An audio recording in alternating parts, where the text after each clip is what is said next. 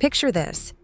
You're dressed in your finest gown, sitting at the most expensive restaurant in your city, celebrating 25 years of marriage with the man you've built an empire alongside. The champagne is flowing, the ambiance is perfect, and then your husband walks in with another woman on his arm. Not a business associate, not a family friend, his mistress. And he has the audacity to introduce her as his +1 to your anniversary dinner. Most women would cause a scene, throw, whine, storm out in tears, but I wasn't most women. I reached into my purse, pulled out a manila envelope, and handed him divorce papers, along with business dissolution documents right there at the table. The look on his face when he realized I'd been 10 steps ahead of him all along was worth every penny this revenge cost me.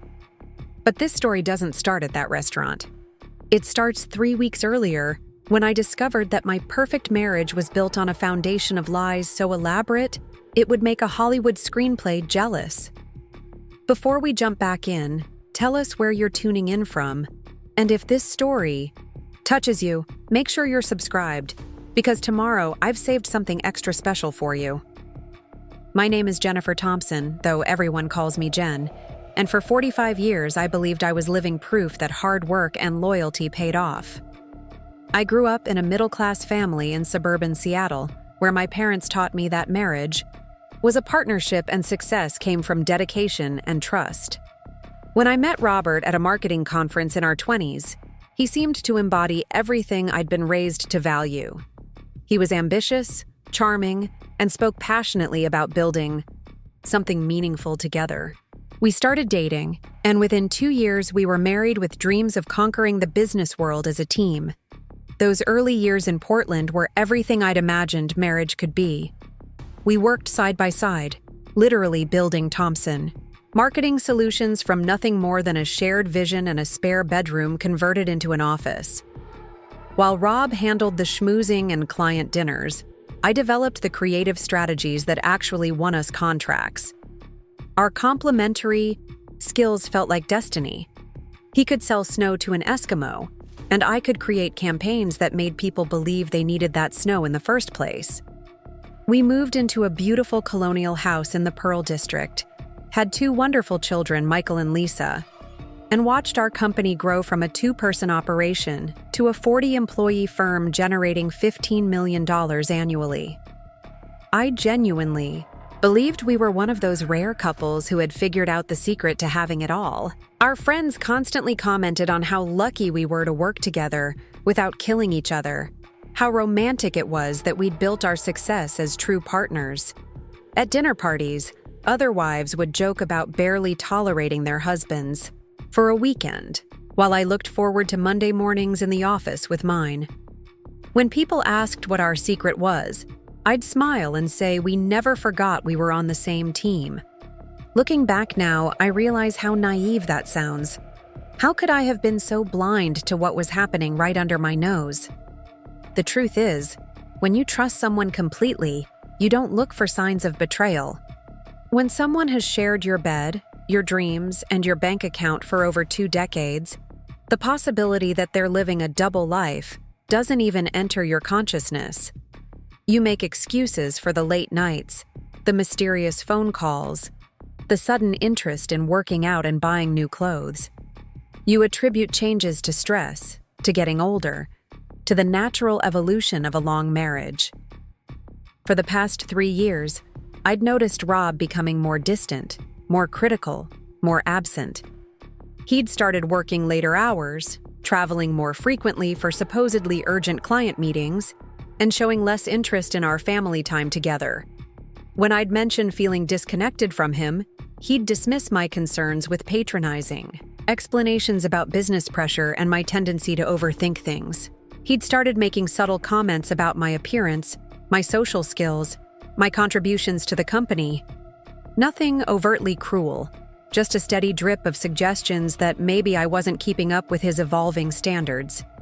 The children had both left for college, Michael studying business at University of Oregon, and Lisa pursuing graphic design at Portland State. And I'd assumed Rob's behavior was simply empty nest syndrome combined with midlife restlessness.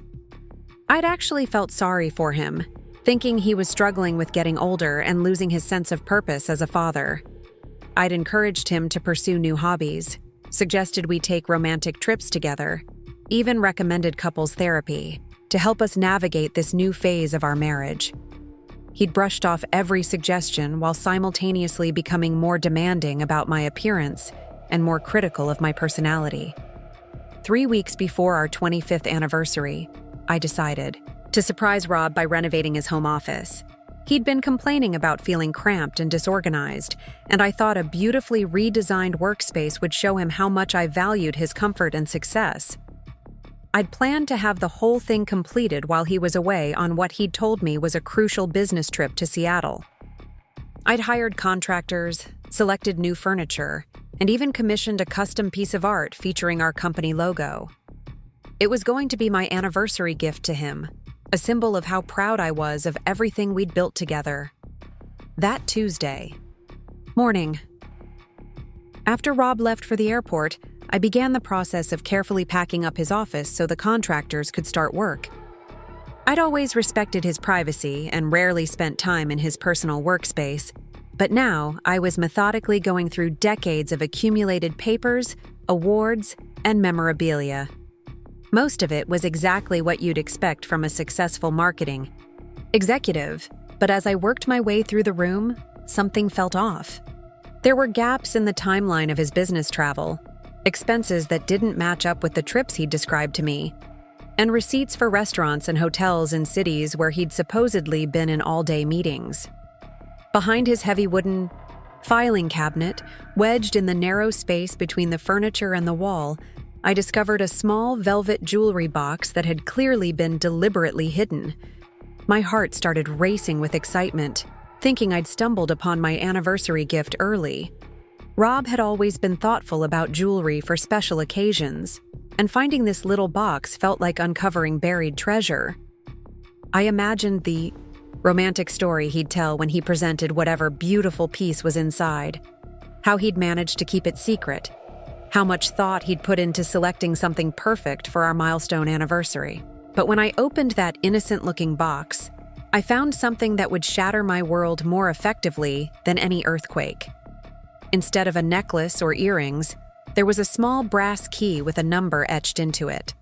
The number matched a locked drawer in Rob's antique desk that I'd noticed but never questioned over the years. He'd always kept that drawer locked, telling me it contained sensitive business documents that needed to remain confidential. I'd respected that boundary completely, never once asking to see inside or questioning why certain papers needed to be secured separately from everything else. Standing there with that key in my trembling hand, I knew I was at a crossroads. I could put the key back, pretend I'd never found it, and continue living in whatever reality Rob had constructed for us.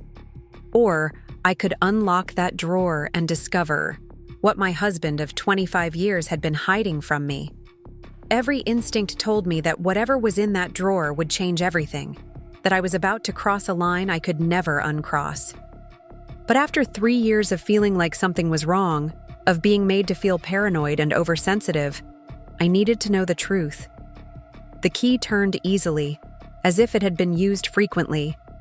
Inside the drawer was a carefully organized collection of items that told a story I was completely unprepared to read. There were dozens of photographs of Rob with a beautiful brunette woman who looked to be in her late 30s. They weren't business photos or casual group shots. These were intimate. Pictures of a couple clearly in love, taken at romantic locations I'd never been to, during trips I'd never been invited on. Rob's face in these photos showed an expression I hadn't seen him direct toward me in years. He looked happy, relaxed, genuinely affectionate in a way that made my stomach drop. Underneath the photographs were hotel receipts for luxury resorts, in destinations like Napa Valley, San Francisco, and Cabo San Lucas. The dates corresponded with business trips Rob had taken over the past 3 years. Trips where he'd told me he was attending conferences, meeting potential clients, or handling sensitive negotiations that required his full attention. The receipts were all for double occupancy, romantic packages that included couples massages, champagne service, and upgrade amenities. These weren't business trips at all. They were romantic getaways with another woman, funded by our joint credit cards and disguised as work obligations. There were greeting cards with messages that made me physically ill to read. To my darling, Rob, thank you for the most magical weekend of my life. I can't wait until we don't have to sneak around anymore. Forever yours, Amanda. Another card, dated just 6 months earlier, read, Happy anniversary to us, my love. 3 years of stolen moments, but someday we'll have forever. All my love, A. They had been celebrating anniversaries of their own while I planned surprises for ours. They had been building a relationship timeline that overlapped with what I thought was our strongest period as a couple. At the bottom of the drawer was a business card for Amanda Collins, marketing consultant, with a Portland address and phone number I didn't recognize. I realized with growing horror that this was someone who had been in our professional orbit, someone who had probably been to our office, someone who might have even met me while carrying on this relationship with my husband. The betrayal wasn't just personal, it was professional and social as well. How many people in our industry knew about Rob and Amanda? How many client dinners and networking events had I attended while being the oblivious wife who didn't realize her husband was living a completely separate romantic life? I sat on the floor of Rob's office, surrounded by evidence of a 3-year love affair that had been conducted using our money, our time, and our shared professional connections. The man I'd trusted with every aspect of my life had been systematically lying to me while building an alternative relationship that was clearly... Preparing and narrating this story took us a lot of time, so if you are enjoying it, subscribe to our channel. It means a lot to us. Now back to the story. Serious and ongoing, this wasn't a one-night stand or a moment of weakness. This was a deliberate, sustained betrayal that required planning, coordination, and a level of deception that spoke to a fundamental character flaw I'd never recognized in the person I'd shared my life with for over 2 decades. What made the discovery even more devastating was realizing how much effort Rob had put into maintaining both relationships simultaneously. He hadn't just been cheating, he'd been living as 2 completely different people. With me, he'd become increasingly critical, distant, and dismissive. With Amanda, based on the evidence in that drawer, he was romantic, attentive, and generous. I'd been getting the worst version of my husband, while another woman enjoyed the best parts of him. I'd been making excuses for his behavior and trying to fix problems in our marriage while he was giving his emotional energy to someone else entirely. The timeline of their relationship also explained so many things that had confused me over the past 3 years. Rob's sudden interest in updating his wardrobe, his new gym membership, his insistence on handling certain client accounts personally, his mysterious good moods that seemed to come from nowhere and disappear just as quickly. He'd been living for the moments he could spend with Amanda while treating our marriage like an obligation he was stuck with. I'd been trying to reconnect with a man who had already emotionally left our marriage years earlier. As I sat there, processing the magnitude of what I'd discovered, I felt something unexpected happening. Instead of collapsing into tears or flying into a rage, I felt a strange sense of clarity washing over me. For the first time in 3 years, everything made perfect sense. All the pieces of the puzzle that hadn't fit together suddenly formed a clear picture. I wasn't losing my mind or being paranoid. I wasn't becoming less attractive or more difficult to live with. My husband was simply in love with someone else and had been lying to me about it while making me feel responsible for the distance between us. That clarity brought with it a cold, calculating anger that surprised me with its intensity. Rob had made a fool of me for 3 years, while I'd been working tirelessly to support our business and maintain our family. He'd been using our shared resources to court another woman while making me feel grateful for whatever scraps of attention he threw my way. He'd been gaslighting me, making me doubt my own perceptions and instincts, while conducting an elaborate double life right under my nose. The level of disrespect was breathtaking, and I realized I was dealing with someone whose capacity for deception was far beyond anything I'd ever imagined possible. But I wasn't going to confront him with tears and accusations. I wasn't going to give him the opportunity to lie his way out of this or manipulate me into accepting some version of this situation that worked better for him. Rob had spent 3 years planning and executing his betrayal with meticulous care. Now it was my turn to plan, and I was going to make sure that when I made my move, it would be devastating, final, and impossible for him to recover from. Our 25th anniversary dinner was going to be memorable for both of us, just not in the way he was expecting. I carefully photographed every single piece of evidence with my phone, making sure the images were clear and the timestamps were visible. Then I meticulously returned everything to exactly the position I'd found it, even noting which way the photographs had been facing and how the greeting cards were stacked. Rob could never know I'd been in that drawer until I was ready to reveal my knowledge on my own terms. I locked the drawer, returned the key to its hiding place behind the filing cabinet, and continued packing his office as if nothing had happened. But everything had changed. The woman who had started organizing that office was naive and trusting. The woman who finished the job was calculating and strategic. Over the next several days, while Rob was supposedly in Seattle building our business, I conducted my own investigation. I'd always been detail-oriented in my work, and now I applied those same skills to uncovering the full scope of my husband's deception. I went through our joint credit card statements with forensic precision, cross-referencing charges with the dates Rob had claimed to be traveling for business. The pattern was even worse than I'd initially realized. For 3 solid years, Rob had been using our shared finances to fund a completely separate romantic life.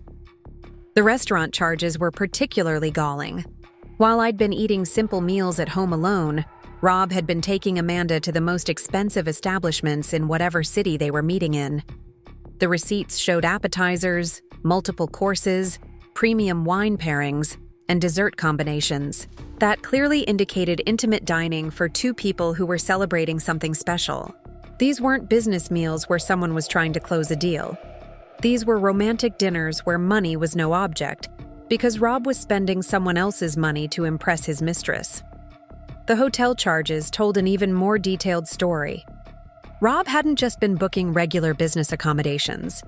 He'd been selecting romantic packages at luxury resorts, paying for suite upgrades, spa treatments for 2, champagne service, late checkout fees, and room service charges that clearly indicated leisurely mornings spent in bed together. One particularly expensive weekend in Napa Valley had cost more than $3,000, all charged to our business account and categorized as a client entertainment expense. I remembered that weekend specifically because Rob had called me to complain about how exhausting the client meetings were and how much he missed being home with me. But the most devastating discoveries came when I started researching Amanda Collins herself. A simple internet search revealed that she wasn't just some random woman Rob had met at a conference. She was a well-established marketing consultant with her own successful firm, someone who moved in the same professional circles we did. Her LinkedIn profile showed connections to several people I knew personally, colleagues who had probably watched Rob and Amanda's relationship develop while I remained completely oblivious. Her company website featured testimonials from clients, and I recognized several names as businesses we'd competed against for contracts over the years. The professional implications hit me like a physical blow. This wasn't just personal betrayal. It was professional humiliation. How many industry events had Rob and Amanda attended together while I stayed home to handle business operations? How many times had they presented themselves as a couple to people who knew I existed? How many networking opportunities had I missed because Rob was using business functions as cover for dates with his mistress? I started remembering social events where Rob had been unusually eager to attend alone, claiming I would be bored or that spouses weren't really welcome. Now I understood he'd been protecting his secret relationship while systematically excluding me from professional circles, where Amanda was present. The timeline also revealed something that made my stomach turn. Rob and Amanda's relationship had begun during the same period when he'd started being particularly critical of my appearance and contributions to our business. While he was falling in love with another woman, he'd been systematically undermining my confidence and making me feel inadequate. Every criticism about my weight, my clothing choices, my social skills, or my business acumen had been delivered while he was conducting a passionate affair with someone he found more attractive and interesting. He'd been comparing me to Amanda and finding me lacking while never giving me the context to understand what was happening. I spent hours that week going through old calendars, phone records, and business correspondence, piecing together a comprehensive picture of how elaborate Rob's deception had been. He'd created entirely fictional client relationships to explain his absences, invented conferences that didn't exist, and even had Amanda listed in our business contacts under a false company name so her phone number wouldn't raise questions, if I ever saw it. The level of planning required to maintain this double life was staggering, and it spoke to a capacity for deception that made me question everything I thought I knew about the man I'd been married to for 25 years. When Rob returned from his supposed business trip to Seattle, he walked into our house carrying flowers and wearing the satisfied expression of someone who'd had a wonderful few days away. He kissed me on the cheek, asked about my week, and began telling me elaborate stories about the clients he'd supposedly met with and the deals he'd supposedly negotiated. I sat there listening to him lie with such casual confidence, marveling at how easy it seemed for him to deceive me. Every detail of his fictional Seattle trip was delivered with the same conviction he'd used to tell me he loved me that morning. The man I'd trusted with my life, my business, and my future was a stranger whose capacity for dishonesty was apparently limitless. That night, as we lay in bed together, Rob actually initiated intimacy for the first time in months. I realized, with disgust, that his renewed interest in me was probably fueled by guilt over his weekend with Amanda, or worse, by whatever sexual satisfaction he'd gained from his time with her. I felt like I was being used as a substitute for the woman he really wanted to be with, a convenient outlet for desires that had been aroused by someone else. The physical contact felt like another layer of violation, another way he was taking from me while giving his best to another woman. Over the following days, I watched Rob with new eyes, studying the man I'd thought I knew completely. I noticed how carefully he managed his phone, never leaving it unattended and always keeping it face down when we were together. I observed how he'd developed subtle habits around covering his tracks, like immediately deleting text messages and being vague about his daily schedule. He'd become an expert at compartmentalizing his two lives, switching seamlessly between the distant, critical husband he was with me and whatever charming, attentive lover he was with Amanda. The most painful realization was understanding how thoroughly he'd been gaslighting me. Every time I'd expressed concerns about our relationship, he'd made me feel like I was being needy or paranoid. When I'd suggested couples therapy, he'd dismissed it as unnecessary drama. When I'd asked about his changed behavior, he'd attributed it to work stress and made me feel guilty for adding to his burden. He'd systematically undermined my confidence in my own perceptions while conducting an affair that proved every instinct I'd had was absolutely correct. I also began to understand the financial implications of what Rob had been doing. Our business operated on tight margins, and every dollar spent on his romantic adventures with Amanda was money that could have been invested in growing the company, hiring additional staff, or building our retirement security. He'd been stealing from our shared future to fund his personal pleasure, treating our joint assets like his personal entertainment budget. The $3,000 weekend in Napa alone could have covered a new employee's salary for a month or funded a major marketing campaign for our business. As I processed the full scope of Rob's betrayal, I felt my initial shock transforming into something much more powerful and focused. I wasn't just angry about the affair itself. I was furious about the systematic way he'd undermined our marriage, our business, and my sense of reality. He'd made me complicit in funding his betrayal while making me feel grateful for whatever attention he had left over for me. He'd turned me into an unknowing accomplice in my own humiliation while conducting a passionate love affair right under my nose. But Rob had made one critical error in his elaborate deception. He'd assumed I was too trusting, too naive, or too dependent on him to ever discover the truth. He'd underestimated the woman who'd helped build a $15 million business from nothing, who'd managed complex marketing campaigns for demanding clients, who'd raised 2 successful children while maintaining a career. The skills that had made me successful in business, my attention to detail, my strategic thinking, my ability to see patterns and plan for multiple contingencies, were exactly the skills I needed to respond to his betrayal appropriately. I decided that Rob deserved exactly one opportunity to tell me the truth voluntarily. If he was capable of honesty, if there was any chance that the man I'd married still existed somewhere underneath the liar he'd become, I would give him the chance to confess and try to repair what he'd broken. But I wasn't going to make it easy for him. I wasn't going to ask leading questions or provide him with hints about what I knew. I was going to give him the opportunity to be honest without any help from me, and his response would determine how I proceeded. The opportunity came the following Tuesday evening when Rob was unusually cheerful and talkative over dinner. He'd been describing another fictional business trip he was planning, this one supposedly to San Francisco, to meet with a potential new client who could bring us significant revenue. I listened to him elaborate on the imaginary opportunities this trip could create for our company, knowing full well that he was actually planning another romantic getaway with Amanda, using our business funds to subsidize his personal pleasure. When he finished his elaborate description of the fictional client meeting, I looked directly into his eyes and said, "Rob, before you leave for San Francisco, I need to ask you something important. Is there anything about your recent business trips that you think I should know about? Anything at all that you want to tell me about how you've been spending your time or who you've been spending it with?" The question was carefully crafted, to be open-ended enough to give him room to confess without being so specific that he could claim I was accusing him of something. I watched his face carefully as he processed what I was asking, looking for any sign that he might choose honesty over continued deception. For just a moment, I thought I saw uncertainty flicker across his expression, as if he was weighing his options and considering whether this might be the moment to come clean. But then Rob's face settled into an expression of complete sincerity, and he reached across the table to take my hand.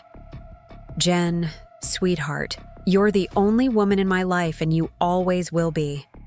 These business trips are exhausting and stressful, and all I think about when I'm away is getting home to you. I know I've been distracted lately with all the pressure of growing the company, but you have to know that you're my priority.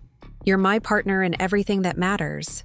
The ease with which he delivered that lie, the convincing sincerity in his voice, the way he squeezed my hand while looking directly into my eyes, was breathtaking in its audacity. He wasn't just lying. He was performing a convincing portrayal of a devoted husband while simultaneously planning his next romantic adventure with his mistress. The man sitting across from me was a complete stranger whose capacity for deception was far beyond anything I'd ever encountered. I pressed a little further, asking, "Have you been happy with our marriage lately? With me? I feel like something has changed between us, and I'm trying to understand what's different." Rob's response revealed just how deeply his manipulation ran. He sighed heavily and squeezed my hand again, as if he was reluctantly about to share something difficult. "Jen, you've always been a little insecure, and honestly, it's become more noticeable as we've gotten older. You worry about things that don't matter and create problems where none exist. Maybe you should consider talking to someone about your anxiety, because this paranoia isn't healthy for either of us." The gaslighting was so smooth, so practiced, that I realized he'd been perfecting this technique for years. Not only was he refusing to take responsibility for the distance in our marriage, but he was making me feel mentally unstable for noticing that something was wrong. He was rewriting reality to make me the problem while positioning himself as the patient, long-suffering husband who was dealing with a paranoid wife. The psychological manipulation was almost as disturbing as the affair itself. When I suggested that perhaps we could benefit from couples counseling to work through whatever was creating distance between us, Rob actually laughed dismissively. "Jen, we don't need to pay someone to tell us what we already know. You're going through some kind of midlife crisis, and you're projecting your insecurities onto our marriage. What we need is for you to focus on your own emotional health and stop trying to create drama where none exists." His condescending tone, the way he completely dismissed my concerns while making me feel foolish for expressing them, crystallized something important for me. This wasn't just about the affair with Amanda. This was about a fundamental lack of respect for me as a person, a pattern of emotional abuse that had probably been developing for years while I'd been too trusting to recognize it. Rob didn't just think he could deceive me. He thought he could manipulate me into doubting my own sanity while he continued living his double life. That night, lying next to a man who had just spent an hour gaslighting me while planning his next romantic rendezvous with another woman, I felt the last vestiges of my old life falling away. The woman who had started this conversation, hoping her husband might choose honesty and reconciliation, was gone. In her place was someone who understood that she was married to a man whose capacity for deception and manipulation made him fundamentally unsafe to be in relationship with. I had given Rob every opportunity to tell me the truth, to show remorse, to take responsibility for the damage he'd caused to our marriage. Instead, he'd doubled down on his lies while making me feel crazy for sensing that something was wrong. He'd shown me exactly who he was when given the choice between honesty and continued deception, and I was finally ready to believe him. The man I'd been married to for 25 years was gone, if he'd ever existed at all. The person lying next to me was a stranger whose primary skills were manipulation and deceit. Our 25th anniversary dinner was exactly 3 weeks away, and Rob had been talking excitedly about celebrating at the Sterling Room, the same upscale restaurant, where he'd proposed all those years ago. He'd been planning what he thought would be a romantic evening commemorating our partnership and our success, never suspecting that I'd already started planning a very different kind of celebration. While he'd been perfecting his lies and scheduling his next getaway with Amanda, I'd been preparing for the most important business negotiation of my life. The woman who discovered those photographs and receipts 3 weeks ago would have confronted Rob with tears and accusations, hoping for an apology and a promise to end his affair. But that woman had been operating under the illusion that she was dealing with someone who shared her values of honesty and commitment. The woman planning our anniversary dinner understood that she was dealing with someone whose primary loyalty was to himself and whose primary skill was manipulation. This anniversary celebration was going to be memorable for both of us, but only one of us knew what was really being commemorated. The next morning, Rob left for his office with the same casual confidence he'd displayed for months, completely convinced that his performance the night before had successfully neutralized any concerns I might have about our marriage. He kissed me goodbye at the front door, told me he loved me, and reminded me to make our anniversary reservation at the Sterling Room for the following weekend. The audacity was staggering. He was literally using me as his personal assistant to coordinate the celebration of a marriage he was actively betraying, while planning his next romantic escape with another woman. As I watched him drive away in the BMW we'd purchased together, with profits from our shared business, I marveled at his complete lack of awareness about what he was walking into. Rob had become so comfortable with his lies, so confident in his ability to manipulate me, that he genuinely believed he could continue this double life indefinitely. He thought I was too naive to uncover his deception, too dependent to leave him even if I did find out, and too emotionally fragile to mount any kind of effective response. He had no idea that he was about to discover exactly how wrong he was about all three assumptions. Over the following days, Rob's behavior became even more insufferable as he seemed to interpret my calmness as confirmation that his gaslighting had been successful. He started making increasingly condescending comments about my emotional state, my intelligence, and my contributions to our business. When I mentioned feeling excited about our upcoming anniversary dinner, he patted my shoulder in a way that felt more appropriate for a child than a wife, and said, "I'm glad you're feeling more stable, honey. I was worried about you for a while there." The patronizing tone he used when addressing my concerns about our marriage became his default way of communicating with me about anything remotely serious. When I asked about his upcoming San Francisco trip, he explained his schedule to me like I was a particularly slow student, emphasizing how complicated business relationships were and how I couldn't be expected to understand the intricacies of high-level client management. The man who had once valued my strategic insights and creative problem-solving abilities was now treating me like an incompetent employee whose questions were an unwelcome distraction from more important matters. But the most revealing conversation happened 3 days before our anniversary, when I made one final attempt to give him an opportunity for honesty.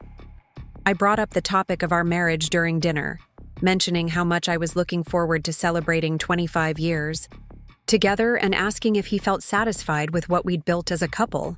I was giving him one last chance to acknowledge that something was wrong, to show any awareness that his behavior had damaged our relationship, or to demonstrate even a shred of guilt about his ongoing deception. Instead, Rob launched into what could only be described as a lecture about my unrealistic expectations and emotional immaturity. He told me that successful marriages required both partners to grow and evolve, implying that I had somehow failed to keep pace with his personal development. He suggested that my concerns about our relationship were evidence of my inability to adapt to the natural changes that come with middle age and business success. He actually used the phrase, "Some women struggle with their husband's achievements," while explaining why I might be feeling insecure about our marriage. The conversation became even more insulting when Rob started offering advice about how I could improve myself to better meet his evolving needs. He suggested I consider updating my wardrobe to reflect our current financial status, mentioned that I might benefit from socializing more with the wives of other successful businessmen, and recommended that I pursue some hobbies that would make me more interesting to talk to at dinner parties. Every suggestion was delivered with the kind of patient condescension typically reserved for giving guidance to someone significantly younger or less intelligent. When I asked directly whether he felt fulfilled in our marriage, Rob actually smiled indulgently and said, "Jen, you're a good wife and a decent business partner, but you need to understand that my needs have become more sophisticated as I've achieved more success. The fact that you're asking these questions shows that you're not quite operating at the level where these conversations usually take place." The arrogance embedded in that statement was breathtaking. He was essentially telling me that I wasn't intelligent or accomplished enough to discuss our own marriage with him, that my concerns were beneath his consideration because I operated at a lower level than he did.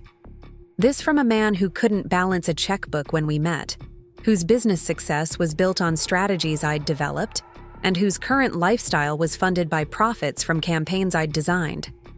He'd rewritten our history to position himself as the mastermind behind our success, while casting me as the supportive but ultimately limited partner who had been fortunate enough to ride his coattails. The psychological manipulation became even more obvious when Rob started using my questions about our marriage as evidence that I was becoming increasingly difficult to live with. He told me that successful men often dealt with wives who became more demanding and emotionally unstable as they aged, and that he was trying to be patient with me despite my growing tendency toward paranoia and conflict creation. He was systematically reframing every legitimate concern I raised as proof of my mental instability, while positioning himself as the long-suffering husband who was graciously tolerating my unreasonable behavior. But what truly revealed the depth of his contempt was how he discussed our upcoming anniversary celebration. Rob talked about our dinner at the Sterling Room like it was a charitable gesture he was making to placate my sentimental attachment to outdated romantic traditions. He mentioned how he was looking forward to a nice evening out, but emphasized that he hoped I wouldn't use the occasion to bring up my recent emotional difficulties or create any awkward moments with inappropriate questions about our relationship. He actually warned me against embarrassing him at the restaurant by getting overly emotional or making a scene about imaginary problems in our marriage. The fact that he felt the need to coach me on appropriate behavior for our own anniversary dinner revealed how little respect he had for me as a person and how completely he'd convinced himself that I was the problem in our relationship. He was treating our silver anniversary like a business dinner, where my primary responsibility was to avoid disrupting his enjoyment of the evening. The final insult came when Rob casually mentioned that he might need to take another business trip shortly after our anniversary to follow up on the opportunities he'd supposedly identified during his upcoming San Francisco visit. He was already planning his next romantic getaway with Amanda while reminding me to behave appropriately during our anniversary celebration. The man was so confident in his ability to deceive and manipulate me that he was essentially planning his affair logistics while instructing me on how to be a better wife. As I listened to Rob dismiss my concerns, gaslight my perceptions, and lecture me about my shortcomings as a spouse, I felt the last traces of sentimentality about our marriage disappearing completely. This wasn't the man I'd fallen in love with 25 years ago, and it probably never had been. The charming, ambitious partner who had swept me off my feet had likely been a performance designed to secure my family's financial support and social connections. The person sitting across from me now was showing me who he really was when he felt secure enough to drop the pretense of respect and affection. While Rob was busy congratulating himself on successfully managing another conversation with his supposedly unstable wife, I was making final plans for our anniversary dinner that would demonstrate just how thoroughly he'd underestimated the woman he'd been deceiving and demeaning for 3 years. He thought I was too emotional to think strategically, too dependent to act independently, and too naive to uncover his carefully constructed lies. Our celebration at the Sterling Room was going to provide him with definitive evidence about how wrong he was on all counts. The week before our anniversary, I made several important phone calls that would ensure our dinner would be everything Rob deserved and nothing like what he was expecting. The first call was to Rebecca Chen, the most respected divorce attorney in Portland, whose reputation for protecting her clients' interests in high-asset divorces was legendary among our social circle. Rebecca had handled several prominent cases involving business partnerships and complex financial arrangements, and her track record for achieving favorable outcomes for betrayed spouses was exactly what I needed. During our initial consultation, Rebecca reviewed the evidence I'd gathered with the kind of methodical attention to detail that immediately put me at ease. She photographed every receipt, every love note, and every credit card statement that documented Rob's systematic use of our joint assets to fund his affair. She confirmed what I'd suspected about Oregon's divorce laws and their application to cases involving marital misconduct, and she outlined several strategies for protecting my interests in both the divorce proceedings and the dissolution of our business partnership. What impressed me most about Rebecca was her understanding that this wasn't just about ending a marriage. It was about dismantling a business relationship with someone who had demonstrated a fundamental disregard for fiduciary responsibility and ethical conduct. Rob's use of company funds for personal entertainment wasn't just marital betrayal, it was a serious breach of his legal obligations as a business partner. Rebecca explained how the evidence I'd gathered could be used to ensure that Rob's misconduct would have serious financial consequences beyond just the division of our personal assets. The second crucial conversation was with Martin Webb, our company's longtime accountant, who had been managing Thompson Marketing Solutions books since we'd incorporated 15 years earlier. Martin had watched our business grow from a small startup to a significant regional player, and he understood, better than anyone, how our financial structures worked and where the vulnerabilities might be in case of a partnership dissolution. Without revealing the personal details of what I'd discovered, I asked Martin to prepare a comprehensive analysis of our business assets, client relationships, and financial obligations that would be relevant in case Rob and I ever decided to dissolve our partnership.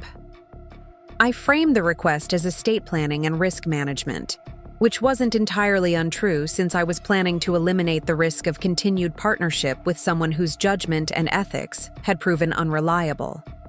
Martin's analysis revealed several important facts that would work in my favor if our business relationship ended acrimoniously. Most significantly, the intellectual property that formed the foundation of our company's value was primarily based on creative strategies and campaign concepts that I had developed. While Rob had been essential in building client relationships and closing deals, the actual work product that generated our revenue was largely attributable to my efforts rather than his. The client contracts Martin reviewed also showed an interesting pattern that I hadn't fully appreciated until seeing it documented in legal terms. While Rob had been the primary relationship manager for most of our accounts, many of the contracts specifically referenced my creative oversight and strategic input as essential elements of our service delivery. Several major clients had actually insisted on contractual language guaranteeing my personal involvement in their campaigns, suggesting that my departure from the company would give them grounds to terminate their agreements. Perhaps most importantly, Martin's analysis revealed that our business structure included several protections I'd forgotten about from our early days when we'd been more concerned about potential creditor issues than partnership dissolution.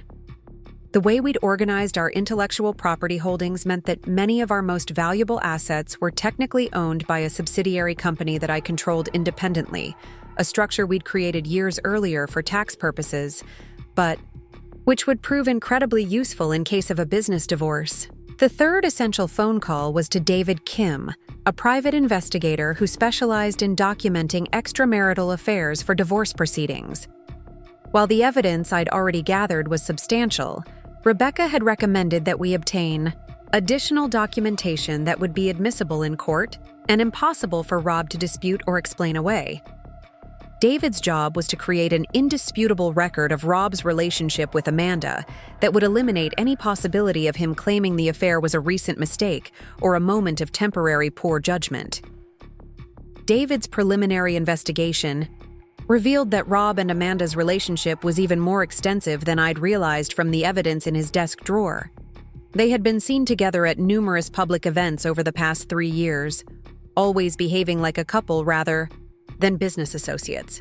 David had obtained photographs of them at restaurants, hotels, and social gatherings where they were clearly comfortable being seen together, suggesting they'd stopped being particularly careful about concealing their relationship from people in their professional network. Most damaging was David's discovery that Rob and Amanda had been traveling together internationally, not just to domestic destinations I'd found receipts for. They'd taken a 10-day trip to Italy 6 months earlier that Rob had never mentioned to me at all, funded through a business credit card and categorized as a marketing research expedition. The photographs David obtained from that trip showed them behaving like honeymooners in Rome and Florence, completely relaxed and openly affectionate, in a way that suggested they'd moved far beyond the careful discretion of a new affair. The international travel also raised serious questions about what Rob had been telling Amanda about our marriage. For her to be comfortable taking extended trips with him and appearing in public as his companion, she would have to believe that their relationship had a legitimate future. Either she thought I knew about their relationship and approved of it, or Rob had been telling her that our marriage was essentially over and divorce was imminent. Either scenario suggested a level of deception and future planning that went far beyond a simple extramarital affair. While David was documenting the current state of Rob's relationship with Amanda, I was making preparations for our anniversary dinner that would ensure the evening would be memorable for everyone involved. The first step was convincing the Sterling Room to accommodate a slight change to our reservation.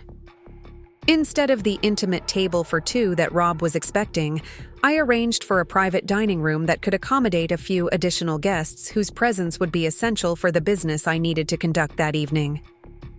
The private dining room at the Sterling Room was elegant and discreet, with rich wood paneling and soft lighting that would create the perfect atmosphere for the kind of serious conversation I was planning to have with my husband. The room was equipped with audiovisual capabilities that would allow me to present documents clearly, and the privacy would ensure that our discussion wouldn't be interrupted by curious diners or restaurant staff who might recognize us from our frequent visits over the years. I also arranged for Carol Martinez, my longtime friend and a licensed notary public, to join us for dessert. Carol had been present for many of the important moments in my marriage, and her presence would provide both legal authentication for the documents I planned to present and emotional support for what I knew would be a difficult evening. Carol understood that something significant was happening, though I hadn't shared the specific details of what I'd discovered about Rob's behavior. The most important preparation was working with Rebecca to ensure that all the legal documents would be properly prepared and ready for execution. The divorce papers were comprehensive and unambiguous, requesting dissolution of our marriage based on irreconcilable differences, but including detailed documentation of Rob's misconduct and its impact on our joint finances. The business dissolution documents were equally thorough, proposing a division of assets that reflected my greater contribution to the intellectual property that drove our company's value. Rebecca had also prepared a restraining order that would prevent Rob from accessing certain business accounts or making major financial decisions without my consent, a precaution that would protect our assets during the divorce proceedings. She'd anticipated that Rob might attempt to hide money or transfer assets once he realized the scope of what he was facing, and the legal protections we'd put in place would make such maneuvers impossible. As our anniversary approached, Rob's excitement about our celebration became increasingly irritating to watch. He talked enthusiastically about returning to the Sterling Room, reminiscing about our early years together and expressing gratitude for everything we'd built as a team. The nostalgia he displayed seemed genuine, which made his ongoing deception even more disturbing. He was apparently capable of feeling sentimental about our marriage while simultaneously planning his next romantic adventure with another woman. The day before our anniversary, Rob actually brought me flowers and a small gift, a gold bracelet with an engraving that read, 25 years of partnership. The irony was so perfect that I almost laughed out loud. He was giving me jewelry to commemorate, a partnership he'd been systematically betraying while using partnership funds to romance his mistress.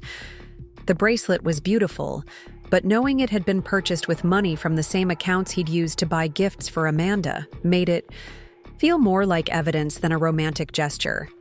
That final evening before our anniversary dinner, as Rob talked excitedly about our celebration and made plans for a romantic weekend following our dinner, I felt completely detached from the performance he was giving. The man sitting across from me was a stranger whose capacity for compartmentalization was both impressive and deeply disturbing. He could apparently shift seamlessly between genuine affection for our shared history and complete disregard for his obligations to our shared future. While Rob was anticipating a sentimental evening celebrating our silver anniversary, I was finalizing preparations for a business meeting that would demonstrate the difference between someone who honored their commitments and someone who viewed those commitments as obstacles to their personal pleasure. Our dinner at the Sterling Room was going to be educational for both of us, though only one of us understood what kind of education was about to take place. The morning of our anniversary, I woke up feeling calm and focused in a way I hadn't experienced in months. For the first time since discovering Rob's betrayal, I wasn't angry or hurt or confused about what was happening in my life. I was simply ready to take action based on complete information about the person I was dealing with. Rob had shown me exactly who he was through his choices and his behavior, and I was finally prepared to respond appropriately to that reality. As I got dressed for what would be our final dinner together as husband and wife, I chose my outfit carefully. I wanted to look sophisticated and successful, like the accomplished businesswoman I was rather than the betrayed wife I'd been. The navy suit I selected was elegant but authoritative, appropriate for both a romantic dinner and a serious business negotiation. I wore the pearl necklace Rob had given me for our 20th anniversary, not out of sentimentality, but as a reminder of what real partnership and commitment were supposed to look like. Rob spent the afternoon preparing for our evening with the kind of attention to detail he typically reserved for important client meetings. He selected his best suit, visited his barber for a fresh haircut, and even stopped to buy an expensive bottle of champagne to commemorate our celebration. His excitement was palpable as he talked about returning to the place where our story had begun 25 years earlier, completely unaware that he was about to discover how that story was going to end. We arrived at the Sterling Room precisely at 7:30, with Rob offering his arm like the gentleman he'd always prided himself on being. He looked distinguished in his charcoal gray suit, his silver hair perfectly styled, carrying himself with the confidence of a man who believed he was about to enjoy a romantic evening celebrating 25 years of successful marriage. The maitre d' greeted us warmly, recognizing us as frequent patrons, and escorted us through the main dining room toward what Rob assumed would be our usual intimate table overlooking the city.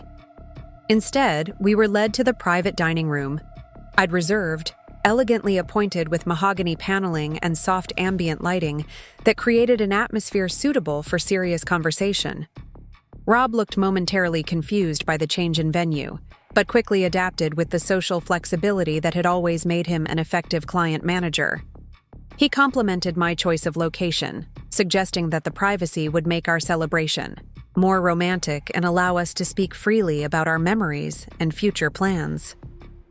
As we settled into our seats, Rob began the performance I'd watched him perfect over the years, the charming reminiscence that had convinced me for so long that he was a devoted husband who valued our partnership.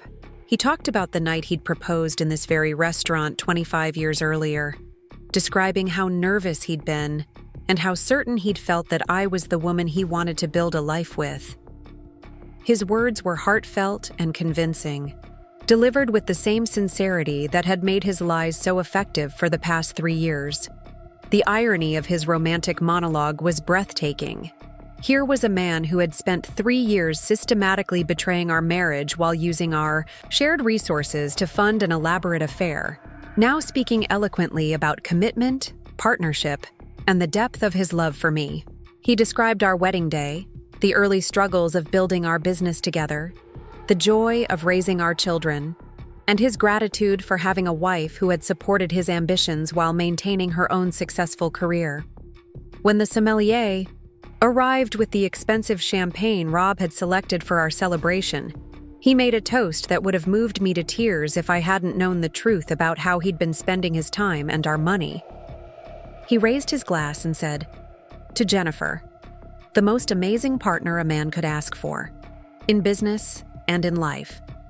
25 years ago, I thought I knew what love was, but you've taught me that it gets deeper and stronger every year.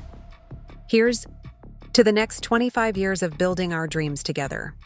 The practiced sincerity in his voice, the way he maintained eye contact while delivering words that were completely divorced from his actual behavior, demonstrated a capacity for deception that still had the power to shock me. Rob wasn't just lying about his affair. He was performing an elaborate piece of theater that required him to access genuine emotions about our shared history, while completely compartmentalizing his ongoing betrayal of everything those emotions supposedly represented. As we began our appetizer course, Rob launched into the kind of detailed future planning that had always been one of his strengths as a businessman. He talked about expansion opportunities for Thompson Marketing Solutions, potential markets we could explore, and his vision for scaling our success to national prominence. He discussed our retirement planning, mentioning specific travel destinations he wanted us to visit together and expressing his desire to spend more quality time focusing on our relationship once the pressures of business growth had stabilized. The elaborate future he described included everything from romantic anniversaries in exotic locations to collaborative business ventures that would cement our reputation as one of Portland's most successful entrepreneurial couples. He spoke with genuine enthusiasm about growing old together, watching our children build their own successful careers, and eventually becoming grandparents who could provide wisdom and support to the next generation of our family.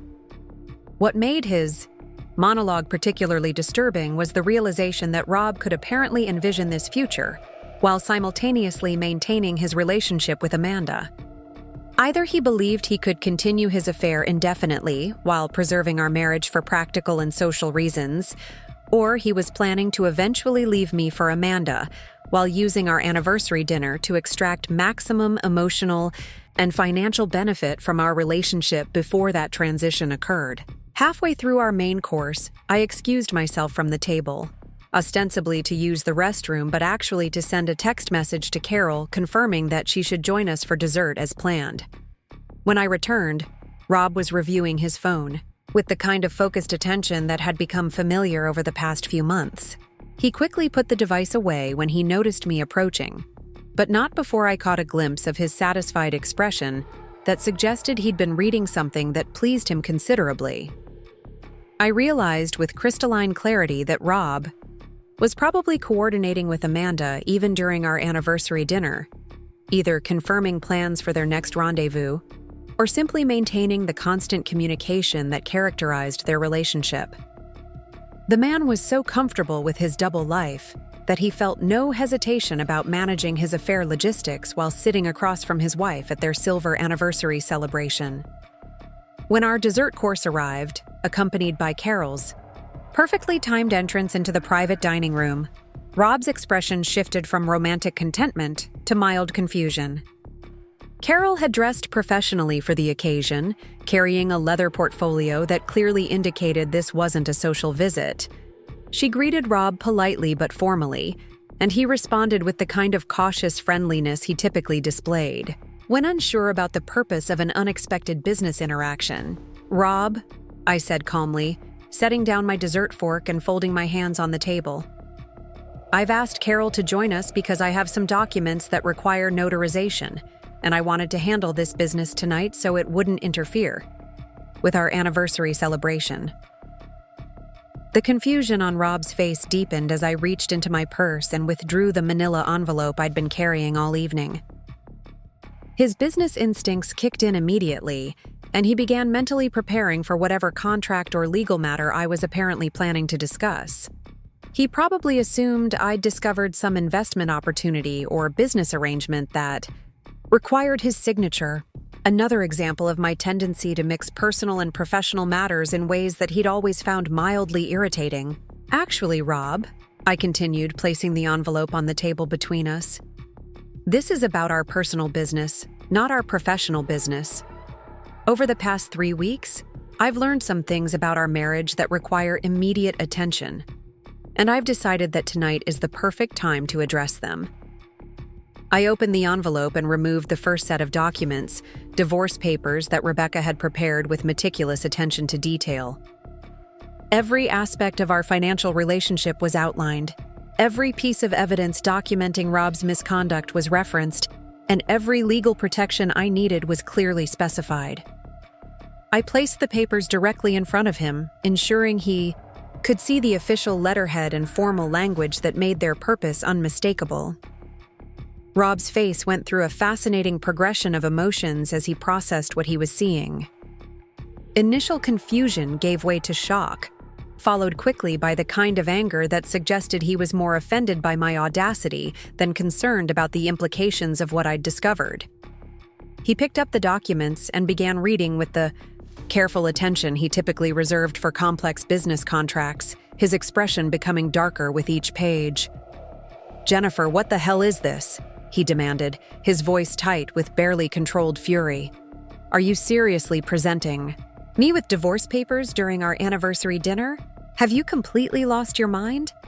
The fact that his first response was outrage rather than curiosity about what had prompted this action told me everything I needed to know about Rob's mindset. He wasn't asking what he'd done wrong or expressing concern about what had damaged our marriage. He was angry that I had disrupted his romantic evening with an unwelcome business transaction, as if my discovery of his affair was a scheduling inconvenience rather than a legitimate response to his behavior. "I'm perfectly sane, Rob," I replied, maintaining the calm tone I'd planned to use throughout this conversation. "In fact, I'm thinking more clearly than I have in months. You see, 3 weeks ago, I found some very interesting items hidden in your office. And since then, I've learned quite a lot about how you've been spending your time and our money. I removed the second set of documents from my envelope, photographs and financial records that David Kim had helped me organize into a comprehensive presentation of Rob's relationship with Amanda. The images were arranged chronologically, showing the development of their affair from tentative early meetings to obviously intimate recent encounters. The financial documentation traced every dollar Rob had spent on romantic dinners, luxury hotels, expensive gifts, and international travel that I'd never been informed about. Rob's face drained of color as he recognized the implications of what I was showing him.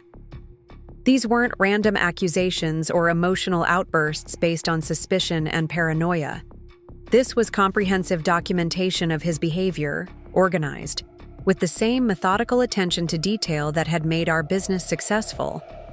He was looking at evidence that would be admissible in court, impossible to dispute, and devastating to his reputation if it became public knowledge. "You hired investigators?" he asked, his voice barely above a whisper. "You've been spying on me?"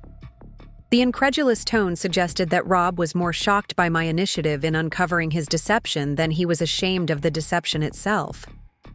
Even confronted with irrefutable proof of his systematic betrayal, his primary concern seemed to be that I'd taken action to protect myself rather than continuing to accept whatever version of reality he chose to present to me. "I hired professionals to document the truth about our marriage," I corrected. "Something you stopped providing about 3 years ago when you decided that Amanda Collins was more worthy of your time, attention, and financial investment than the woman you'd been married to for over 2 decades. I placed the business dissolution documents on the table next to the divorce papers, ensuring Rob could see that this wasn't just about ending our marriage, but about completely severing our professional relationship as well. These papers detailed the division of our company assets, the transfer of intellectual property rights, and the distribution of client relationships based on who had actually created the value that generated our revenue. "You want to dissolve Thompson Marketing Solutions?" Rob asked, his voice rising with a combination of disbelief and panic. "Jennifer, you can't be serious. That company is our life's work. It's our legacy, our retirement security, our children's inheritance. You're going to destroy everything we've built together because you're upset about some personal issues?" The way he characterized his 3-year affair as some personal issues revealed just how thoroughly he'd minimized the significance of his betrayal in his own mind. Rob genuinely seemed to believe that his systematic deception, his misuse of our joint assets, and his emotional abandonment of our marriage were minor relationship problems that shouldn't have serious consequences for our business partnership. "Rob," I said, maintaining my calm tone despite the rage building inside me, "you've been using our business credit cards to fund your relationship with Amanda. You've been categorizing personal vacation expenses as business travel. You've been lying to me about client meetings while actually taking romantic trips with another woman. This isn't a personal issue. It's a fundamental breach of your fiduciary responsibility as my business partner." I removed additional documentation from my envelope, financial records that Martin Webb had helped me organize to show the full scope of Rob's misuse of company funds. The numbers were staggering when presented comprehensively.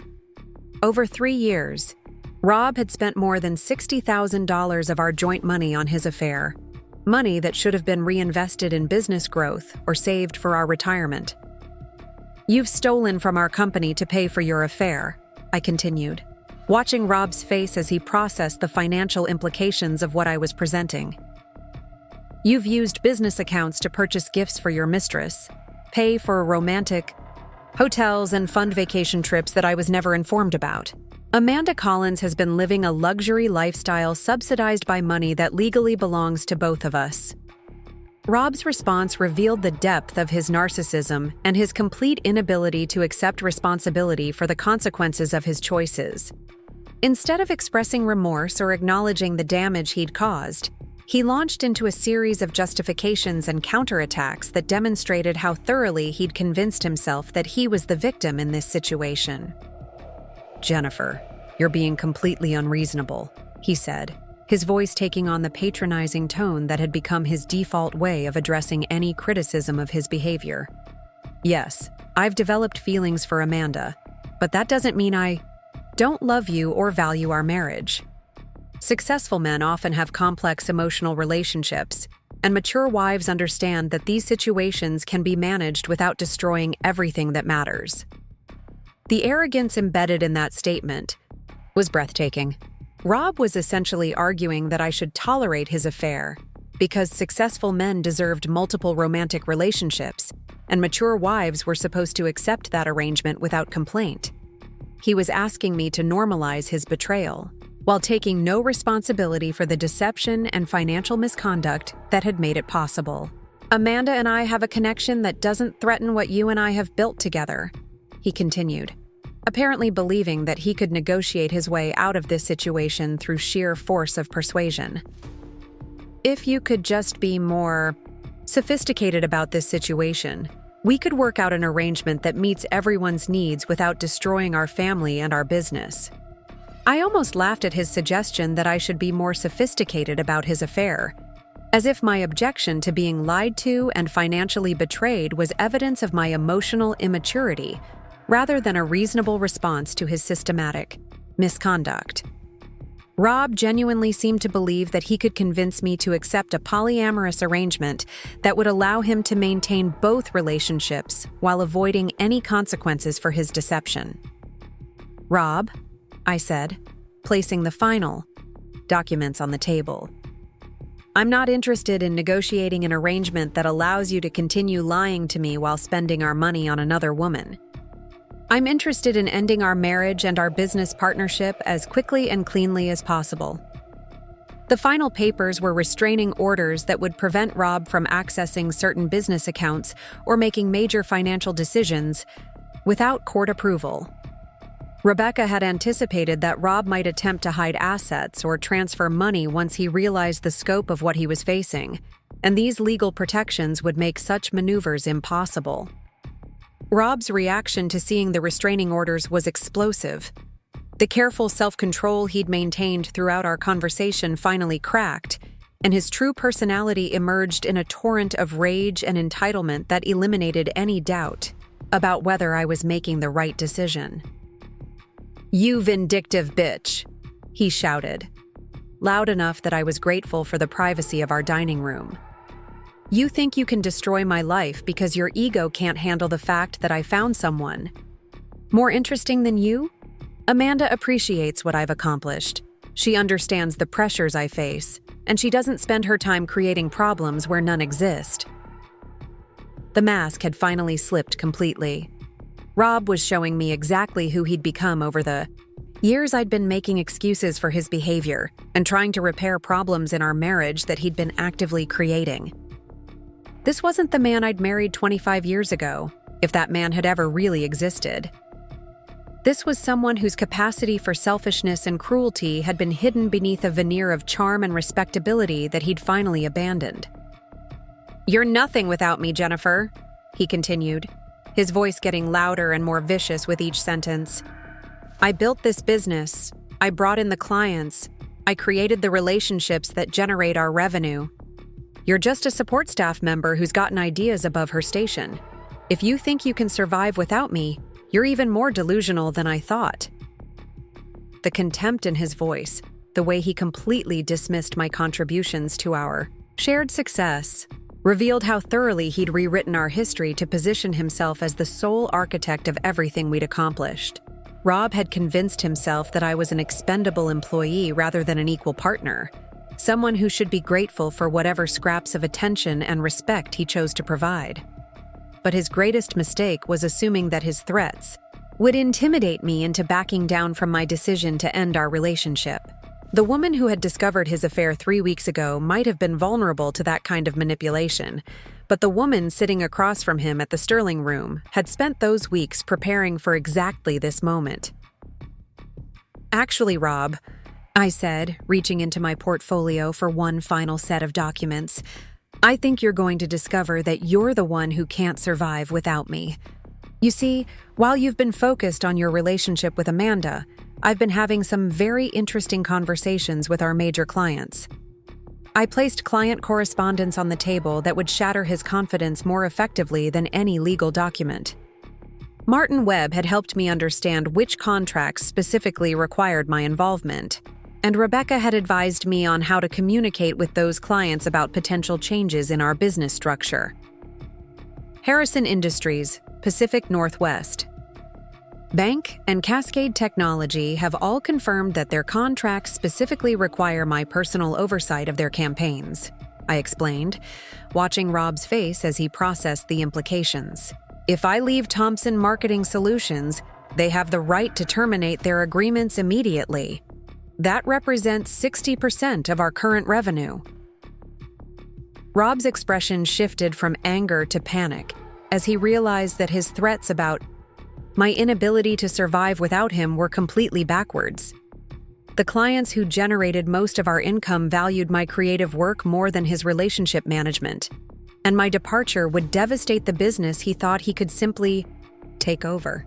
Furthermore, I continued, enjoying the way his arrogance was crumbling as he confronted the reality of his situation. The intellectual property that forms the foundation of our marketing strategies was developed by me and is legally owned by the subsidiary company I control. If our partnership dissolves, you'll lose access to the creative assets that make Thompson Marketing Solutions valuable. The final blow came when I explained that several of our most talented employees had already expressed interest in joining whatever new venture I decided to pursue. Rob's behavior over the past few months had not gone unnoticed by our staff, and his increasingly erratic management style had created exactly the kind of workplace instability that motivated good people to look for better opportunities. So you see, Rob, I concluded, you're not just losing a wife who didn't appreciate your sophistication. You're losing the business partner whose work generated most of your income, the creative director whose strategies built your reputation, and the financial stability that allowed you to fund your affair with Amanda in the first place. Rob sat in stunned silence as the magnitude of his situation became clear. He'd been so focused on managing his personal relationships that he'd completely failed to consider the professional implications of his behavior. The man who prided himself on his business acumen had made a series of catastrophic strategic errors that would cost him everything he claimed to value most. Carol had been quietly notarizing documents throughout our conversation, creating the legal record that would make our divorce and business dissolution official. When she finished her work, she gathered her materials and prepared to leave, but not before making a statement that perfectly captured the evening's significance. "Jennifer," she said, "I've known you for 15 years, and I've never seen you more composed or more certain about a decision. Rob, I hope you understand what you're losing tonight, because you'll never find another woman who would have tolerated what Jennifer put up with from you." After Carol left, Rob made one final desperate attempt to salvage something from the wreckage of his situation. He tried appealing to our shared history, reminding me of the good times we'd had together and the dreams we'd once shared. He offered to end his relationship with Amanda immediately, suggesting we could rebuild our marriage stronger than before if I would just give him another chance. But the man making those promises was the same person who had looked me in the eye 3 weeks earlier and lied with perfect sincerity about his faithfulness to our marriage. Rob had demonstrated that his word was worthless, his promises were conditional, and his commitment extended only as far as his personal convenience. I had no interest in giving him another opportunity to deceive me. "Rob," I said, standing up, from the table where we'd supposedly been celebrating 25 years of marriage, "I hope you and Amanda are very happy together.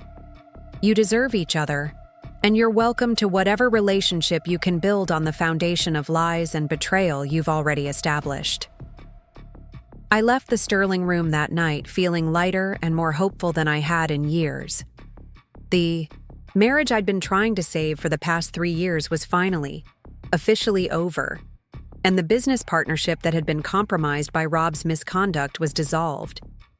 For the first time since discovering his affair, I was free to focus on building a future based on honesty, respect, and authentic relationships.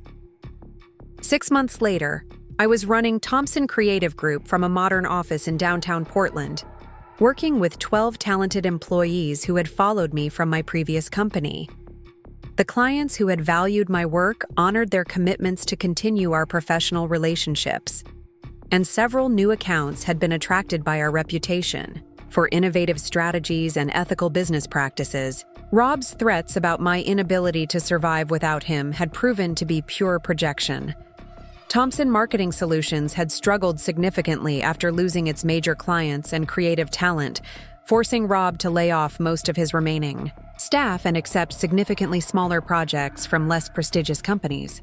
His relationship with Amanda had lasted exactly 4 months after he could no longer afford to maintain the luxury lifestyle she'd become accustomed to during their affair. The most satisfying outcome was discovering that my children, Michael and Lisa, had eventually come to understand that their father's behavior had been inexcusable regardless of whatever problems existed in our marriage. They'd initially been angry about the divorce, but time and perspective had helped them recognize that I'd responded appropriately to an impossible situation. Michael had actually apologized for not telling me about Amanda earlier, explaining that he'd been uncomfortable with his father's behavior, but hadn't known how to address it without destroying our family. Lisa had expressed admiration for my strength in leaving a situation that wasn't working rather than accepting a compromised version of marriage that would have made everyone miserable. The final validation came when I learned through mutual friends that Rob's reputation in our professional community had been permanently damaged by the circumstances surrounding our divorce. The story of how he'd used business funds to finance his affair had spread through Portland's tight-knit marketing industry, and potential clients were reluctant to trust someone whose personal conduct suggested such poor judgment and ethical flexibility. Amanda had moved to Seattle after their relationship ended, apparently seeking a fresh start in a city where fewer people knew about her role in destroying a 25-year marriage. Rob had attempted to rebuild his business and his personal life, but the foundation of lies and selfishness that had supported his previous success was no longer sustainable once the truth about his character became public knowledge. 2 years after our anniversary dinner at the Sterling Room, I received a holiday card from Rob that suggested he'd finally developed some insight into what he'd lost when he chose deception over honesty. The card included a brief note acknowledging that he'd made serious mistakes in our marriage and expressing regret about how our relationship had ended. He mentioned that he'd been in therapy working on understanding why he'd made such destructive choices, and he hoped that someday I might be able to forgive him. I felt no anger when I read his note, but I also felt no desire to respond or reopen communication with someone who had demonstrated such a fundamental disregard for trust and commitment. Rob's regret was undoubtedly sincere, but it was also irrelevant to the life I'd built since leaving him. I'd moved beyond being defined by his betrayal to creating a future based on my own values and choices. The woman who had sat in that private dining room 2 years earlier, calmly presenting divorce papers to a man who thought he could deceive her indefinitely, had discovered reserves of strength and clarity she didn't know she possessed. That anniversary dinner had marked the end of one chapter of my life and the beginning of another that was infinitely more authentic and satisfying. Rob had been right about one thing during our final conversation. Successful people do often have complex emotional relationships. The difference is that mature, ethical people navigate those complexities with honesty and respect for their commitments, while immature, selfish people use complexity as an excuse for betrayal and deception. I'd learned that being alone was infinitely preferable to being with someone who viewed our relationship as a convenience rather than a commitment. The anniversary dinner where I'd handed Rob his divorce papers had been the most empowering moment of my adult life. The night I'd stopped accepting less than I deserved and started demanding the respect that should have been automatic in any healthy relationship. 3 weeks after our devastating anniversary dinner at the Sterling Room, I was settling into my temporary office space downtown when my assistant buzzed me with an unexpected call. Amanda Collins was on the line, and she sounded desperate. I almost declined to take the call, But curiosity got the better of me. What could the woman who had helped destroy my marriage possibly have to say that would interest me? Amanda's voice was shaky when I picked up. Nothing like the confident tone I'd imagined during all those months when I'd been unaware of her existence. She launched into an elaborate explanation about how she'd had no idea that Rob's marriage was as solid as it apparently had been, claiming that he'd told her we were separated and heading toward an amicable divorce. According to her version of events, Rob had painted himself as a lonely husband, trapped in a loveless marriage with a woman who no longer cared about his emotional needs. The fiction Rob had created for Amanda was fascinating in its complexity. He'd apparently told her that we maintained separate bedrooms, that our business partnership was purely professional, and that we were only staying married for financial convenience until our children finished college. Amanda claimed she'd believed she was dating a man who was essentially single, someone whose wife understood their arrangement and had given her blessing to their relationship. What made Amanda's story particularly interesting was how perfectly it explained her comfort with their public appearances together. If she genuinely believed that I knew about their relationship and approved of it, then her willingness to be seen with Rob at restaurants and social events made complete sense. She'd been operating under the assumption that she was the acknowledged girlfriend of a man whose marriage existed only on paper. But as Amanda continued talking, her story began to unravel in ways that revealed either serious self-deception or deliberate willful ignorance. She mentioned specific details about Rob's home life that were completely inconsistent with the narrative of a separated couple maintaining a business partnership. She knew about our bedroom arrangements, our social calendar, and our financial planning in ways that suggested Rob had been sharing intimate details about our marriage, while simultaneously claiming it was essentially over. Amanda also revealed information about our family dynamics that Rob couldn't have known unless he was actively involved in our daily life as a married couple. She knew about my concerns regarding Michael's career choices, Lisa's relationship issues, and our discussions about retirement planning. These weren't the kinds of details a separated husband would share with his girlfriend about a wife he was supposedly estranged from. The conversation became even more revealing when Amanda started defending Rob's financial behavior. She claimed that she'd always insisted on paying her own way during their trips together, but then mentioned specific expensive gifts he'd given her and luxury experiences they'd shared that would have been impossible to fund without access to substantial resources. Amanda had been living a lifestyle that far exceeded what Rob could afford on his salary alone, which meant she had to know he was using money that belonged to both of us. As Amanda continued trying to justify her role in Rob's deception, I realized that she was actually calling me to gauge whether there was any possibility of salvaging her relationship with him. Now that Rob's access to our joint accounts had been frozen, and his income had been significantly reduced by the loss of major clients, Amanda was discovering that dating him was far less glamorous than it had been when he could afford 5-star restaurants and luxury hotels. The most pathetic part of Amanda's call came when she started hinting that perhaps the three of us could work out some kind of arrangement that would allow everyone to get what they needed from the situation. She suggested that Rob was a man with enough love for multiple relationships, and that mature women could find ways to share a partner without destructive jealousy and possessiveness. She was actually proposing that I consider a polyamorous arrangement that would allow her to continue dating my ex-husband. I let Amanda finish her entire pitch before responding, fascinated by her complete inability to understand how thoroughly she'd revealed her own character through this conversation. When she finally stopped talking, I delivered a response that ended any possibility of future communication between us. "Amanda," I said, using the same calm tone that had served me so well during my anniversary dinner confrontation with Rob, "you've spent the last 15 minutes explaining to me that you're either incredibly naive or deliberately dishonest. Either you genuinely believed that a man who shared detailed, intimate information about his supposedly estranged wife was actually separated from her, or you chose to ignore obvious evidence that he was lying to you because the lifestyle he provided was worth the ethical compromise."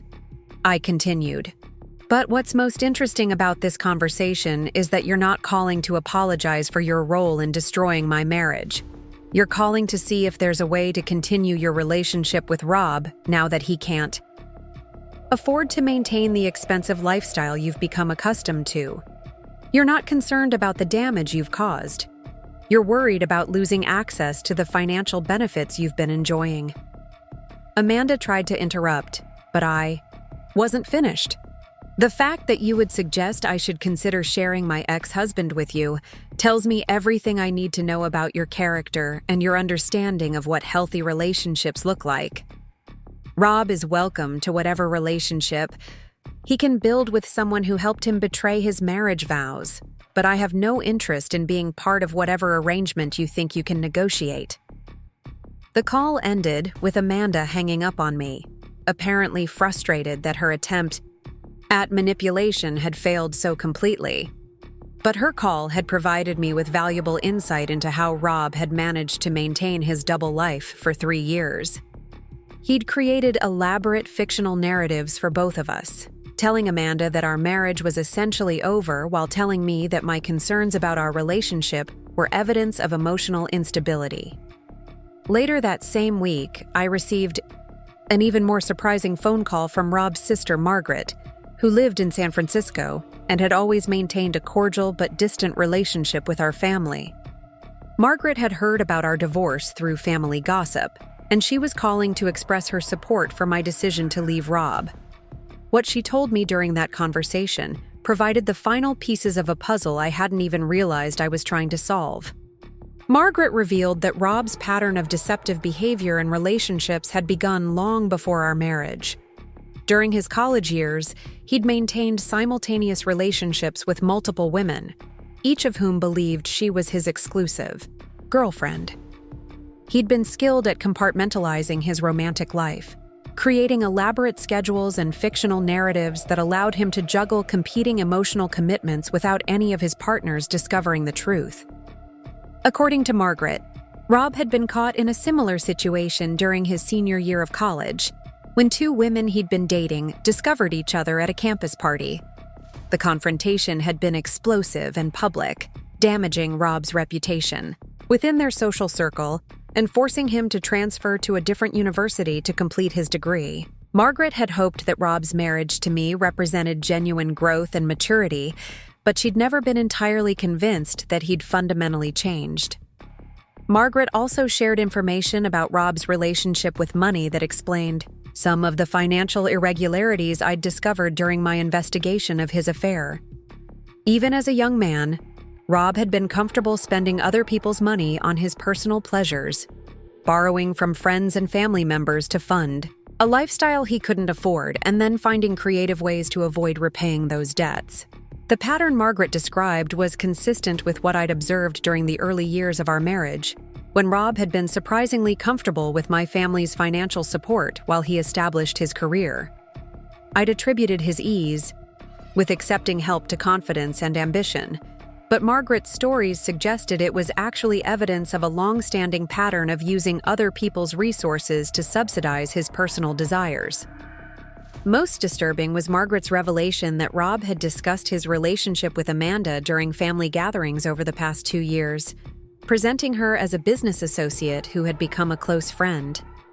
Margaret had found it odd that Rob talked so frequently about a colleague, but she'd assumed it was simply enthusiasm for a successful professional relationship. Now she realized that Rob had been testing the waters, gauging his family's reaction to Amanda before potentially making their relationship public. The information Margaret provided helped me understand that Rob's betrayal of our marriage wasn't an isolated incident or a temporary lapse in judgment. It was part of a lifelong pattern of deceptive behavior that suggested fundamental character flaws rather than situational poor decisions. Rob wasn't a good man who had made a mistake. He was someone whose capacity for manipulation and selfishness had been consistent across decades and relationships. Armed with this new understanding, I found myself feeling grateful rather than bitter about the end of our marriage. I hadn't failed to maintain Rob's interest or adequately meet his needs. I'd been in relationship with someone whose needs were inherently impossible to meet because he required the excitement of deception and the thrill of multiple conquests to feel satisfied with his romantic life. The realization was liberating because it freed me from any lingering self-doubt about my role in our marriage's failure. I'd spent months wondering whether I could have done something differently to prevent Rob's affair, questioning whether my focus on our business had created emotional distance that pushed him toward another woman. Margaret's information made it clear that Rob would have found reasons to pursue other relationships, regardless of how perfectly I'd performed as a wife. 6 months after our divorce was finalized, I attended a marketing industry conference in Seattle, where I unexpectedly encountered several colleagues who had witnessed Rob and Amanda's relationship during its early stages. The conversations I had with these professional acquaintances provided additional insight into how Rob had managed his double life and how thoroughly he'd underestimated the long-term consequences of his behavior. Sarah Chen, a marketing director I'd known for years, told me that she'd seen Rob and Amanda together at industry events as early as 4 years ago, a full year before I'd found any evidence of their affair. According to Sarah, they'd been careful to maintain professional boundaries in public, but their comfort with each other and their synchronized attendance at various conferences had been noticeable to people who knew them both. The timeline Sarah described meant that Rob's relationship with Amanda had been developing for at least 4 years, not the 3 years I'd documented through his hidden evidence. He'd been lying to me for essentially our entire period of business growth and success, using our joint achievements as cover for an elaborate deception that had been far more extensive than I'd realized. Even more revealing was Sarah's description of how Rob and Amanda had behaved at professional gatherings during the final year of their affair. They'd stopped being subtle about their relationship, arriving together at evening events and leaving together in ways that made their romantic involvement obvious to anyone paying attention. Rob had apparently decided that our marriage was so secure, or that I was so oblivious that he could afford to be increasingly careless about concealing his affair. David Rodriguez, another colleague at the conference, shared an even more disturbing story about Rob's behavior during a client presentation 6 months before our divorce. David had witnessed Rob taking a personal call during a break in the meeting, speaking in intimate tones to someone he addressed as sweetheart while expressing frustration about having to rush home to deal with family obligations. The casual disrespect Rob had shown for our marriage in professional settings was staggering. He'd been openly discussing me as a burden and his family responsibilities as inconveniences while pursuing his affair with Amanda. The man had been so confident in his ability to compartmentalize his 2 lives that he'd felt comfortable expressing contempt for his marriage to professional colleagues who knew both of us. These conversations at the Seattle conference helped me understand that our divorce had been even more necessary than I'd initially realized. Rob hadn't just been unfaithful. He'd been systematically undermining our marriage in public while using our shared success to enhance his attractiveness to other women. I'd been married to someone who was actively working against our relationship while benefiting from the stability and success it provided. The professional networking opportunities at the conference also demonstrated how completely my business instincts had been vindicated by my decision to leave Thompson Marketing Solutions and start my own company. Several potential clients approached me specifically because they'd heard about Thompson Creative Group's reputation for ethical business practices and innovative strategies.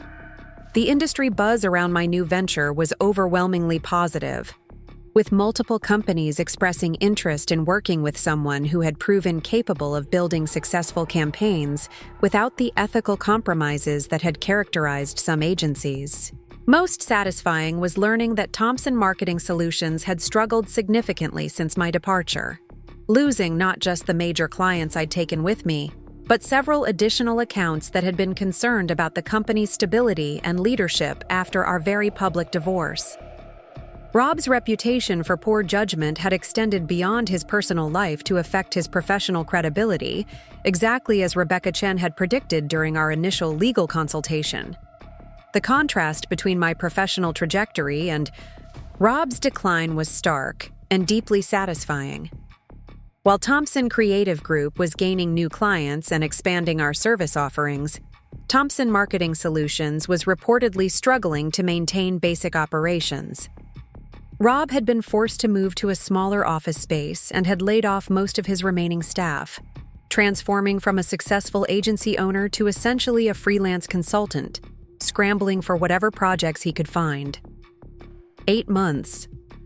After our divorce, I received a letter from Rob that represented his most serious attempt to reconcile and restore some kind of relationship between us. The letter was lengthy and detailed, acknowledging specific mistakes he'd made and expressing genuine remorse for the damage he'd caused to our marriage and our family. Rob admitted that his affair with Amanda had been selfish and destructive, and he took full responsibility for the deception and financial misconduct that had made it possible. What made Rob's letter particularly interesting was his insight into his own psychological motivations for the affair. He described feeling trapped by the success we'd achieved together, overwhelmed by the responsibility of maintaining our lifestyle and business growth. According to his analysis, the relationship with Amanda had represented an escape from the pressure of being a successful husband and business partner, a chance to feel young and spontaneous in ways that our established life together no longer provided. Rob's explanation was thoughtful and psychologically sophisticated, demonstrating genuine self-awareness about the character flaws that had led to his destructive choices. He acknowledged that his need for excitement and validation had been immature and selfish, and he expressed understanding about why I'd been unable to forgive his betrayal. The letter read like someone who had spent considerable time in therapy working to understand his own behavior. But what Rob seemed unable to grasp was that his psychological insights, however accurate, were irrelevant to my current life and future plans. Understanding why someone betrays you doesn't create an obligation to give them another opportunity to do it again. Remorse, even when genuine, doesn't automatically restore trust that has been systematically destroyed over years of deception. I wrote a brief response to Rob's letter, acknowledging his apparent growth and wishing him well in his future relationships, but making it clear that I had no interest in rebuilding any kind of personal connection with him. Our shared history was exactly that. History, and my energy was focused entirely on the future I was building independently. Rob's journey toward becoming a better person was admirable, but it was a journey I had no desire to be part of. The finality of that correspondence felt appropriate and satisfying. I'd given Rob multiple opportunities to choose honesty over deception during our marriage, and he'd consistently chosen to lie and manipulate rather than address problems directly. His eventual recognition of those mistakes was encouraging for his future relationships, but it came far too late to have any relevance for ours. 1 year after our divorce was finalized, I learned through Michael that Rob and Amanda had attempted to reconcile briefly before their relationship imploded in spectacular fashion. According to our son, Amanda had discovered that Rob had been dating other women during their supposed reconciliation, proving that his capacity for deception extended beyond just his marriage to me. The irony of Amanda experiencing the same betrayal she'd helped inflict on me was poetic justice of the highest order. Michael also reported that Rob's financial situation had stabilized somewhat as he'd learned to live within his reduced means, but that his reputation in Portland's business community remained permanently damaged. The story of how he'd used company funds to finance his affair had become legendary among local marketing professionals, serving as a cautionary tale about the importance of maintaining ethical boundaries between personal and professional behavior. What pleased me most about Michael's updates was learning that both of our children had developed genuine respect for the strength I'd shown in leaving their father rather than accepting a compromised version of marriage. Lisa had actually used our situation as an example in a college psychology class about healthy responses to relationship betrayal, describing how I'd chosen self-respect over social convenience.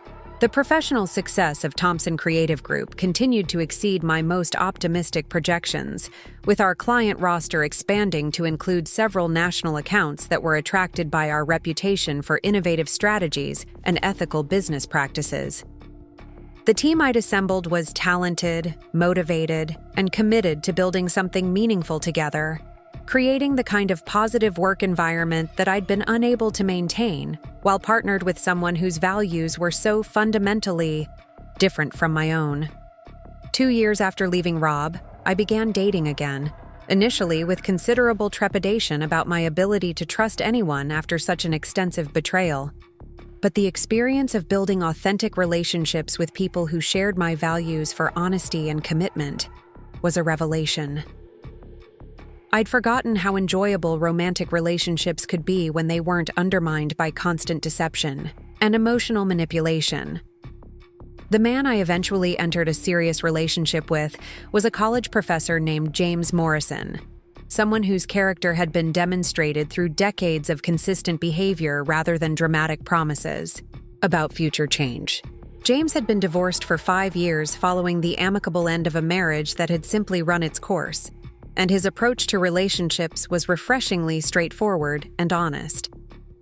What I appreciated most about James was his complete transparency about his life, his feelings, and his intentions. After years of being with someone who compartmentalized information and managed multiple versions of reality, being with someone who shared his thoughts and experiences freely was profoundly healing. James restored my faith in the possibility of authentic partnership between two people who respected each other enough to be completely honest. The contrast between my relationship with James and my marriage to Rob was illuminating in ways that helped me understand how thoroughly I'd normalized dysfunctional behavior during my first marriage. Rob's secretiveness, his emotional manipulation, and his systematic deception had developed gradually enough that I'd adapted to increasingly problematic behavior without recognizing how far our relationship had deviated from healthy norms. 3 years after our anniversary dinner at the Sterling Room, I received an invitation to speak at a women's business conference about building successful companies after major life transitions. The speaking engagement provided an opportunity to reflect on how dramatically my life had changed since the night I'd handed Rob his divorce papers, and to share insights that might help other women navigate similar challenges. The presentation I developed focused on the importance of trusting your instincts when something feels wrong in your personal or professional relationships, even when you can't immediately identify what the problem might be. I talked about how gaslighting and manipulation can make you doubt your own perceptions, and how critical it is to maintain confidence in your ability to recognize when you're not being treated with appropriate respect. The audience response to my presentation was overwhelming, with dozens of women approaching me afterward to share their own stories of betrayal, deception, and eventual empowerment. Many of them had experienced similar patterns of manipulation and emotional abuse, and they found encouragement in hearing how someone had successfully rebuilt their life after choosing self-respect over social convenience. What struck me most about these conversations was how common my experience had been. The specific details varied, but the fundamental pattern of trusting someone who proved unworthy of that trust was something that resonated with women across different ages, professions, and backgrounds. The conference reminded me that my story wasn't unique, but that the outcome could be empowering rather than devastating if you had the courage to choose your own well-being over others' expectations. 5 years after our divorce, I learned that Rob had moved to Denver to start over in a market where his reputation hadn't been permanently damaged by the circumstances of our marriage's end. According to mutual friends, he'd found work with a smaller marketing firm and was slowly rebuilding his professional credibility, though he would never again achieve the level of success he'd enjoyed during our partnership. The geographic distance and professional challenges had apparently prompted genuine changes in Rob's approach to relationships. He'd reportedly been dating the same woman for over a year, and friends who had seen them together described a level of transparency and commitment that suggested he'd learned something from the destruction of our marriage. While I was glad to hear that Rob seemed to be building a healthier relationship, his personal growth remained irrelevant to my own life and happiness. The years since our divorce had been the most fulfilling of my adult life, filled with authentic relationships, professional success, and the deep satisfaction that comes from living according to your own values rather than compromising them to maintain relationships that don't serve your best interests. The woman who had sat in that private dining room 5 years earlier, calmly presenting divorce papers to a husband who thought he could deceive her indefinitely, had discovered reserves of strength and clarity that transformed every aspect of her life. That anniversary dinner had marked not just the end of a failed marriage, but the beginning of a life lived with complete authenticity and self-respect.